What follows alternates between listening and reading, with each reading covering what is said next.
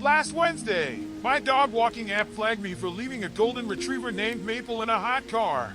Except it was 52 degrees and drizzling, and I'd been with her the whole time. The alert had a timestamp, 1:17 p.m., a photo of Maple, my face blurred out, weirdly, and a note from the PupTrack AI saying ambient temp exceeds safety threshold, 85 degree F+. I stared at my phone in the rain, Maple's leash looped around my wrist, and thought, asterisk, this is a joke. Right, asterisk. Let me back up. I'm Taylor, 26, part-time dog walker for PupTrack. It's the app most of the rich folks in Queen use because it ties to their pets' smart collars and home cameras. I rely on it for 80% of my income. I'm not good at small talk, but dogs? I get dogs. They don't care if I stutter when I explain their walk route, or if I wear the same yellow rain jacket every day.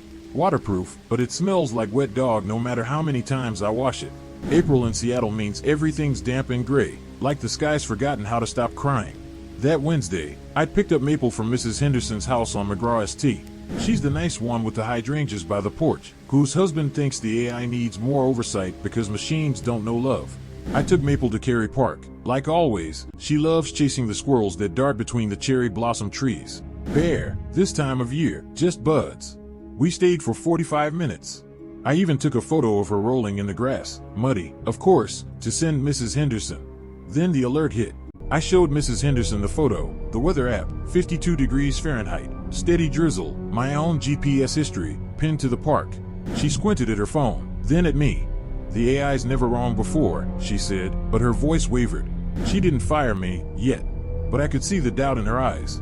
That's the worst part about gig apps. Your reputation's a number, and one red flag erases 100 5-star reviews. By Friday, it got worse. I was walking Baxter, a terrier with a Napoleon complex who hates squirrels more than Maple. His smart collar's GPS pings my app every 5 minutes, standard for PupTrack. At 2:30 p.m., it showed me in a Ballard parking lot, 20 minutes away from where I actually was. Queen and Avenue Inn, outside being their coffee shop, where I'd stopped to buy a hot chocolate because my fingers were numb. I checked my own phone's maps. My route was a straight line from Baxter's house to the coffee shop to the park. But PupTrack's map? It had me zigzagging through Ballard like I was lost. I called PupTrack support. The guy on the line, Jake, his name was, sighed like he'd heard this 100 times. Glitch in the collar's signal, he said. We'll flag it, but the alert stays on your profile until we investigate. Investigate how? I said. I have photos. I have my own GPS. Company policy, he said. That's when the vet report hit. Monday morning, I got an email from PupTrack. Baxter's owner has submitted a vet report citing rough handling. Your account is under review. I clicked the link. The report was on letterhead from Green Lake Animal Clinic, real place. I've taken dogs there before. It said Baxter had a limp consistent with being pulled abruptly on leash and signs of stress from irregular walking patterns. I texted Baxter's owner, Mr. Torres. He's a lawyer who wears suits even to walk his dog. Baxter was fine on Saturday, I wrote. He chased a cat up a tree. No limp. His reply, the vet says otherwise. I'm terminating our contract. And I'm reporting you to PupTrack. I called Green Lake Clinic. The receptionist checked their system. No appointment for Baxter Torres in the last 2 weeks, she said. The report was fake. AI generated. Probably good enough to fool Mr. Torres. Who trusts anything with a logo? By Tuesday, I'd lost 3 clients. My PupTrack rating dropped from 4.9 to 3.2. I sat in my tiny Capitol Hill studio, staring at my phone, and cried. My sister called, she's a nurse, lives in Tacoma, and I told her everything. This isn't you, she said. Someone's messing with the app. I wanted to believe her. But when you're a gig worker, someone's messing with the app is just code for you're screwed. Because PupTrack doesn't care about someone, they care about liability. They care about the reviews. They care about the numbers. Wednesday night, I was walking Luna, a poodle with a pink collar who hates rain more than I do, when it all blew up. We were on Queen and Avenue Inn, heading back to her house, when my phone pinged. Another alert! Luna left unattended for 12 minutes. Safety violation. I looked down at Luna, who was busy sniffing a fire hydrant. I'm right here, I told her. She sneezed. Then I checked the app's live feed, Luna's home camera.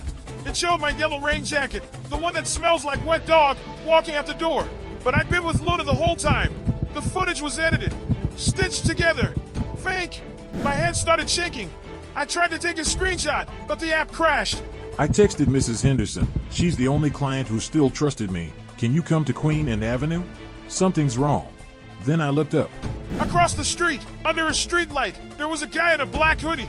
He was leaning against a car, staring at me. I couldn't see his face. His hood was up, and the rain was pouring harder. But his eyes, they were focused. On me. On Luna. I grabbed Luna's leash and ran. We made it to Bean, their coffee shop. Thank God it was open, and I locked myself in the bathroom.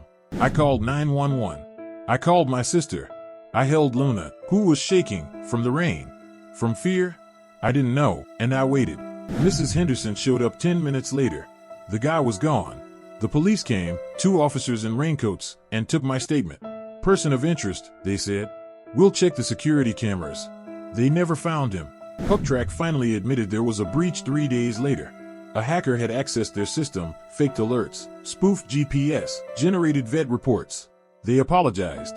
They restored my rating. But the damage was done. Mr. Torres still won't talk to me. The 3 clients I lost? They found a new walker. I still use PupTrack. What choice do I have? But now I take photos of every dog, every walk, every minute. I bought a dash cam for my bike. I bike to clients, and a personal GPS tracker. I check my phone 50 times an hour. I jump every time it pings. I don't sleep well anymore. When I close my eyes, I see that guy in the hoodie. I see the fake footage of me leaving Luna. I see the vet report with Baxter's name. Last week, I was walking Maple. Mrs. Henderson gave me her back. Thank God, and she stopped to lick my hand. I cried because she didn't care about the alerts, or the app, or the guy in the hoodie. She just cared that I was there.